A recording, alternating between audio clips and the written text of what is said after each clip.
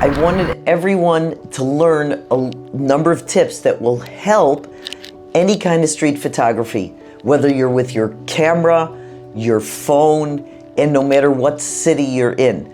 The principles are the same, and these are really quick tips. Number one, you can best shoot on auto mode. Unless you're really well practiced with manual mode, it's really okay to shoot in auto mode. You do not have to think about the settings, confused, and then you lose the shot. Street photography is usually about catching a moment.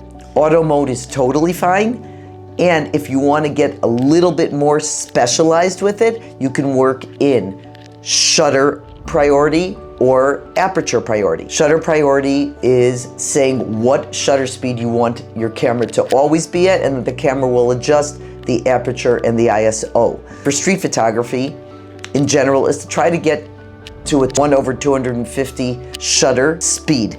Why? Because for the most part, you would like to freeze the motion of the people in your scene or of the action in your scene.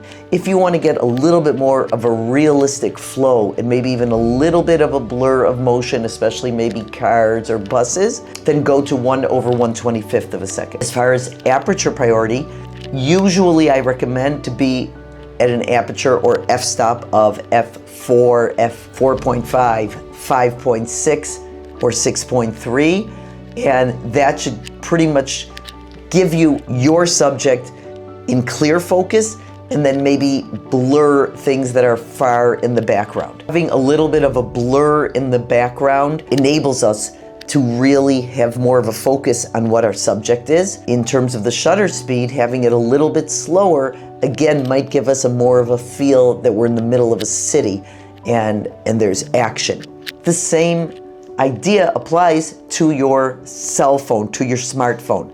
You can shoot in total auto mode, regular photo mode, or as you get a little more seasoned at capturing a scene or a specific situation, then you can move into pro mode, and that will enable you to control a little bit more of the settings. But it is not at all necessary to be in any kind of manual mode.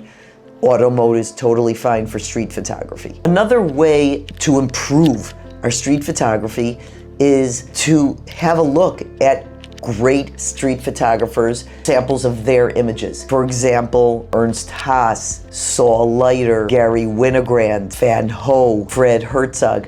All of these photographers have amazing street photography images that can inspire us and help us improve. Obviously, we can look at images on social media, but these artists have really stood the test of time, and it gives us a nice look into classic, iconic images. There are some really great documentary films about street photography. One is called Everybody's Street, and it's about a number of famous and skilled street photographers. Finding Vivian Maier, about Vivian Maier and her very interesting story, and In No Great Hurry, 13 Lessons in Life with Saul Leiter. This is a book I purchased for myself about the street photography of Fred Herzog, and it's a fantastic book with beautiful photos. He was one of the first street photographers in the 1950s to start exploring color photography in street photographs. Street photography can really work at a very fast pace. You're trying to find an interesting moment, catch an interesting situation. One of the tools that I've spoken about in other videos and with my students is to find a good spot that has good lighting and maybe interesting framing. Stay there, get your camera ready and with the correct settings and composition, and then when the right kind of person or situation occurs, snap that photo. Often my students ask, which lenses should I bring, what kind of gear? We're all tempted to take everything we have, including the kitchen sink, so that in case we want to get this kind of shot or use this kind of lens. I have found when I go out to do street photography, either with a group of students or on my own, the less I take, the happier I am. First of all, it's physically lighter for me to schlep around. And secondly, it causes me to think more about what I want to take a picture of and how I want to frame it and compose it, when I have, let's say, one lens, a 35 millimeter, a 50 millimeter, a 24 millimeter. The more complicated it gets, usually you will get less interesting and creative shots. If you have one fixed lens, it will force you to be more creative, to think more, and usually to get a little closer in. Using a longer focal length, like 85 millimeters, it will give you more detail in that person, in the texture, but you won't get the whole scene. You won't get the whole feel of where you are. Even if you have just a zoom lens from 24 to 70, I would still recommend saying for the next hour, I'm gonna keep it at 24. Then maybe the next hour, put it at 50 and stay there and don't zoom in and out. Personally work usually with a fixed 35 millimeter lens. Don't yet have a wider fixed lens. I do have a 16 to 24, so I will often work with the 16 to 24 at the widest opening, at 16, and it really captures the scene. And as I said before, it will force me to move in closer and get closer to the person and to the scene and capture the atmosphere. As far as lighting conditions, sometimes we schedule a day to go out and do street photography. We can't control the weather.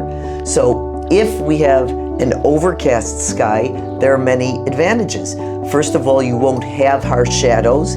Secondly, the saturated colors in the scene will come out richer. Your composition will be very balanced because there won't be extremes of extreme light and shadow and very high contrast. On the other hand, if you have a very sunny day, you're in the middle of the day, and you have sharp contrast, use those to your advantage.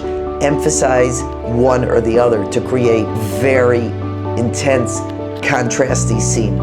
Use the light as a spotlight on your subject. Each one has its advantages. One thing that's important is if you have an overcast day, you might have to raise your ISO because you have less light. Each one can be used for interesting and creative shots. Try it out. Send me some questions or images that you had questions about or that you're proud of. And the main thing is go out there and shoot.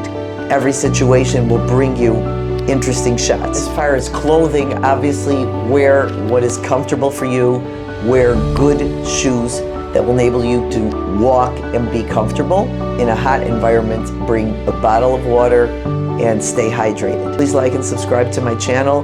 We're going to cover lots of new photography ideas, tips, other photographers, and really fun stuff.